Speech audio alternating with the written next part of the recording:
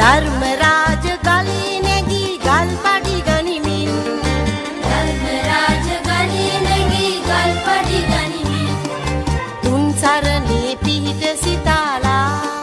සන්තොසිනේ හින් පිටත් වෙලා පිහිටෙන් සුමන සුරින්දේ සිතු පැහැදී මුනි නන්දන සිරිපාද වඳින් ශ්‍රී